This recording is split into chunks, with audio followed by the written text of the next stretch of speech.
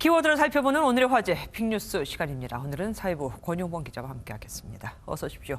첫 번째 키워드 뭡니까? 네, 첫 번째 키워드는 서울대 인증입니다. 이거를 왜 어디서 하라는 겁니까? 네, 바로 온라인 소개팅 사이트입니다. 아, 소개팅이요? 네, 서울대 재학생이나 졸업생만 이 사이트에 가입을 할 수가 있는데 이 가입을 하려면 보시는 것처럼 서울대 이메일로 인증을 해야 합니다. 당연히 이 사이트를 만든 사람도 서울대 출신입니다. 연세대와 고려대 창업학회 학생들도 비슷한 성격의 친구 교류 사이트를 내놨습니다. 이 사이트 첫 화면을 보면 몇몇 학교 이름이 등장하고 이 사이트 회원들은 이 학교 학생들로 이루어져 있다 이렇게 나와 있습니다. 이 학교들 흔히 서울 상위권대 명문대로 불리는 학교들입니다. 그러니까 일명 스카이대 출신들끼리만 우리는 만나겠다, 뭐 그렇게 보입니다. 그러면 학벌주의를 조장한다는 느낌이 들 수밖에 없는데요. 네, 그렇습니다. 이 학교 졸업장을 신분과 계급의 상징처럼 활용하는 모습 자체가 바람직하지 않다 이런 지적이 나옵니다. 네, 사실 저것도 얼마든지 속이고 들어가서 이렇게 할 수 있는 거 아니겠습니까?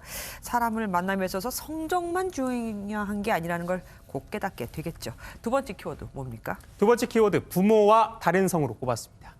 그러니까 날 낳아준 엄마의 성도 아니고 아빠의 성도 아니고 다른 성이란 얘기입니까? 네, 그렇습니다. 이건 지난달 친엄마에 의해 목숨을 잃은 인천 8살 아이의 이야기인데요. 아, 예. 이 아이를 A양으로 지금 부를 수밖에 없는데 출생신고도 돼 있지 않아서 법적으로 이름이 없기 때문입니다. 네. 이에 검찰이 출생신고를 해주기로 했는데요.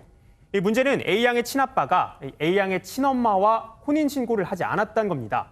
게다가 A양의 친엄마는 전 남편과 법적으로 여전히 부부관계입니다. 이렇게 되면 A양은 친아빠나 친엄마의 성을 쓸 수 없고 아무런 인연도 없는 친엄마의 전 남편 성을 따라야 한다고 합니다. 여자아이가 안타깝게 숨지고도 가족으로 인정을 받지 못하는 거네요. 친아빠도 그 딸을 잃고 극단적인 선택을 한 것으로 알고 있으니까 그러니까 지금 안 계시고 다른 방법이 없는 겁니까? 네, 안타깝게도 현재로선 성을 바꿀 방법이 없습니다. 이 아이가 숨지기 전에 출생신고만 했다면 이런 문제가 발생하지 않았을 겁니다. 아이도 법적 보호를 받았을 가능성이 있죠. A양의 친아빠는 부인에게 아이의 출생신고를 해달라고 여러 번 재촉했는데 차일피일 미루면서 거절당했습니다. 현행법상 혼외자녀의 출생신고는 친엄마만 할 수 있기 때문에 친아빠는 결국 출생신고를 못했습니다. 네. 이 A양의 이런 사연이 알려진 뒤에야 이를 보완하기 위한 정치권의 논의가 이뤄지고 있습니다.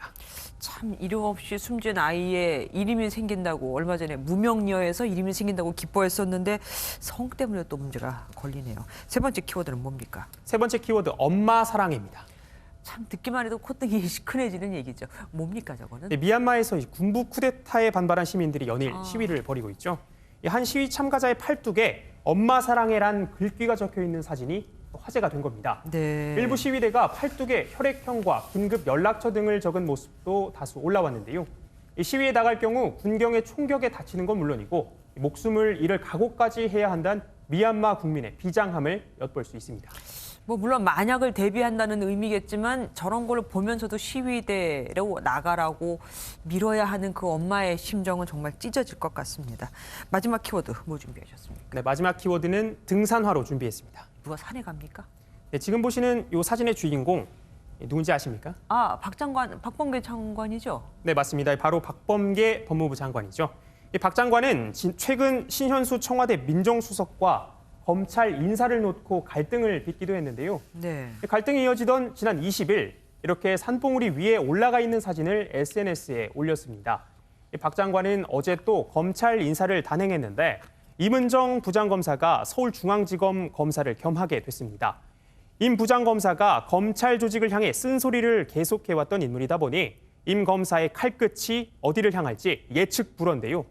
그동안 임 부장검사는 감찰 업무를 해왔기 때문에 이 수사권은 없었습니다. 네. 임 부장검사는 수사권을 갖게 된 심경을 SNS를 통해 밝혔는데 등산화 한 켤레는 장만한 듯 든든하다 이렇게 말했습니다.